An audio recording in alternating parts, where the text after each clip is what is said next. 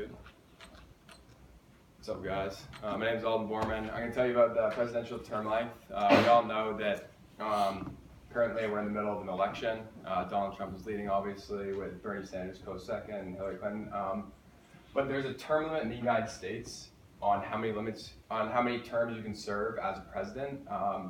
It's a limit of 2 terms, each being 4 years long. Everyone knows that, obviously. The first one to start it was Franklin D. Roosevelt. He actually served 4 terms. He served 3, but technically 4. He died I think it was 2 weeks into office after he had a heart attack. So after that, there was the 22nd Amendment amended the Constitution, and that is the amendment of no person shall be elected to the office of president more than twice.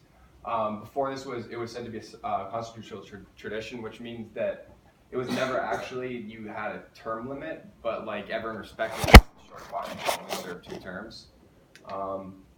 So the reasons to end term limit is it can be rushed, like presidents can go through their presidency too fast. And the 3rd year or the 4th year in office, they spend a lot of time campaigning instead of focusing on the country and what they need to do. Honestly, 4 to 8 years isn't enough time. It's like too short of a time for people to get stuff done. Change takes honestly longer than 4 years. And more motivated voters, honestly, because if you're choosing a president every, like, say 8 years or every 16 years, people are going to be more like in tune to what they want as far as the president goes. Cons, obviously a dictatorship if the president doesn't want to leave. Excess use of power. Yeah, and the public opinion, which is a big thing. A lot of people don't want a term limit. I'll talk about that later in my presentation.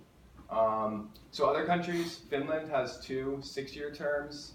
Denmark has no term limit. Norway has no term limit. And Canada has an unlimited 5-year term limit, which means you can just keep running over and over every 5 years. Here's the public opinion.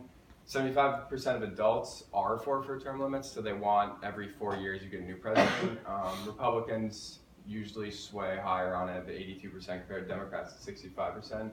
And against term limits, 21% of adults say they would want maybe a term limit. 15% of Republicans and 29% of Democrats. So in conclusion, if we want to change what we have in our country, I think we need to give presidents more time to work on what they want as well as the country. 4 years is just too short, honestly. And these are my sources, and that is it. Thank you.